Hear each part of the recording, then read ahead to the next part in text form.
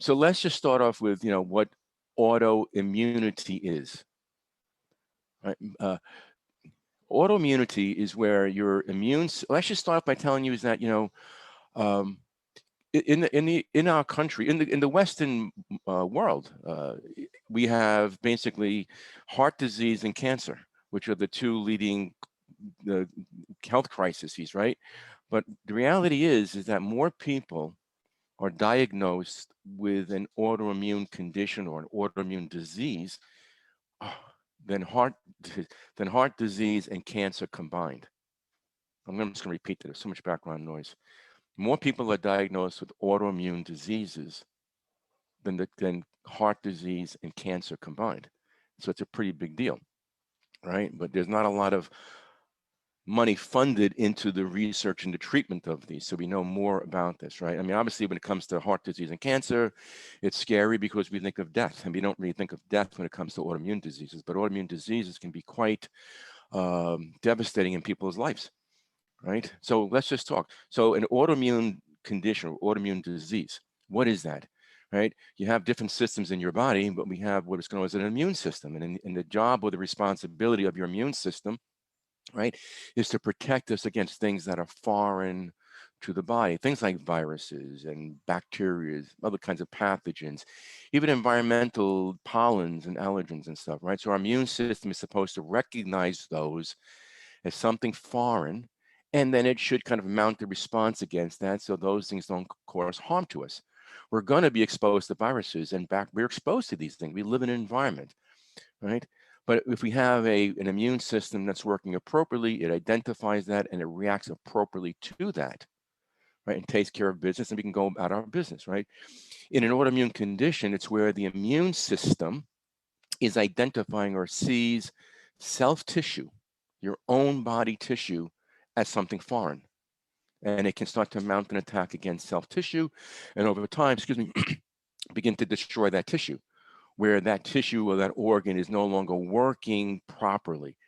Small example would be the thyroid, right? So the diagnosis of Hashimoto hypothyroid is identifying that the reason why the thyroid is slowing down and not working properly and not making enough of the thyroid hormones, right?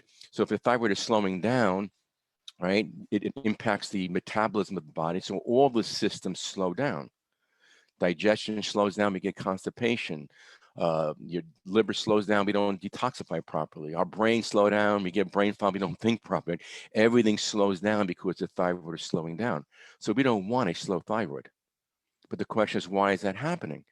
And so like 80% of the times it's because there is an autoimmune response against it. So the immune system is seeing the thyroid as something foreign and is creating an attack against that, right? So if we have in our country, if the immune system is attacking the joints, it's called rheumatoid arthritis. If it's attacking the joints and it's also damaging cartilages, we call it psoriatic arthritis. It's autoimmunity. If it's attacking your pancreas, we call it type 1 diabetes. It's autoimmunity. If it's attacking the covering of your nerves, called the myelin sheaths, right, we call it multiple sclerosis. So it really doesn't matter what the name is. It's just where the immune system is attacking it. The real question is, why is it doing that? Medicine historically has said that the immune system is confused. We don't know why the immune system is doing this thing incorrectly. We know really today that isn't the case at all. The immune system is doing exactly what it's supposed to do, right? Because the reality is that it's seeing something there that doesn't belong there. Now, just the language, the only thing, and I can tell you a lot of doctors don't even know this, but the immune system is only going to react to proteins. So in other words, people get concerned about mercury, right? Now, we don't want mercury overload in our bodies, but we all get exposed to mercury and heavy metals and stuff. But the mercury in and of itself isn't the problem.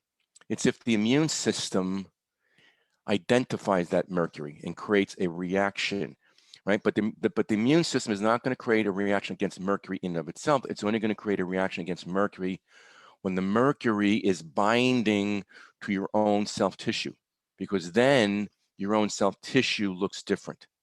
So if mercury is binding to your thyroid gland, then the thyroid protein itself looks different to the immune system, and that's what the immune system wants to respond to. Same goes for viruses, right? So we know there are specific viruses that have an affinity for your thyroid. So we know that certain viruses are going to be causing or contributing to activating autoimmunity against your thyroid and turning on Hashimoto. So if the virus binds to self tissue, the tissue looks different. And then the immune system can identify that and go after that. Now, another component of autoimmunity is that you can have antibodies, which is the immune marker against the thyroid or against any tissue, your joints, your nerves, your brain, your gut, everything and anything. But those antibodies can be sitting there dormant for decades. But something can come along and trigger your immune system into sort of turning it on, and then it goes. The question, can you have more than one autoimmune disease? Absolutely. Absolutely. In fact, that is really the big problem. In the medical model, if you have Hashimoto's thyroid, it's just treated with Synthroid or whatever the hormone replacement is. Yeah, it has to be managed. But the problem is if you're not managing the immune system, and what's driving that immune system is you're going to get autoimmunity against other tissues. The average adult will develop 4 to 5 autoimmune diseases in their life if it's not handled properly. That's why commonly you'll see people with autoimmune thyroid advance into rheumatoid arthritis and vice versa. Why do women have more autoimmune diseases than men? I don't know that to be factual. I do know that more women have, let's say, for example, more women will have specific types of autoimmunities versus men. So there's a higher prevalence of Hashimoto's in women than men. Men still get Hashimoto's thyroid, but there's a higher prevalence of women with Hashimoto's. Why? It's probably because their thyroid is more metabolically active, right? Because the thyroid hormones are also going to be influencing your menstrual cycle. And your menstrual cycle is influencing the activity of your thyroid. So there's a lot more of that metabolic activity that can precipitate it. Women, a big trigger for turning on autoimmunity against your thyroid is pregnancy. So when women get pregnant, their last trimester is their immune system is shifting in a way to produce immunity for the baby, for the fetus, so the baby can come into the world with some degree of protection. And then after they give birth, the immune system, swings like a pendulum in a different direction to protect the mom from dying, basically. So there's a huge shift in the activation of the mom's immune system in that thing. So very often if a woman comes in and she says that ever since I gave birth to this child 10 years ago, my health has been spiraling downhill, I almost know to the bank that it's an activation of autoimmunity. It's a very, very common thing. Do people know, like, are there symptoms that may say, I should really check for autoimmune disease? So the question is there a sign or a symptom that I should check for autoimmune diseases? I mean, the answer is, I don't know how to answer that exactly. The answer would be yes, but there's not a sign or a symptom for autoimmunity. There's not, I just gave you a sign. I just gave you a sign by saying to you, a woman says that ever since I gave birth to this child, things are becoming off. You've got to be suspect that there must be activation of autoimmunity there, right? That's the sign in a way, right?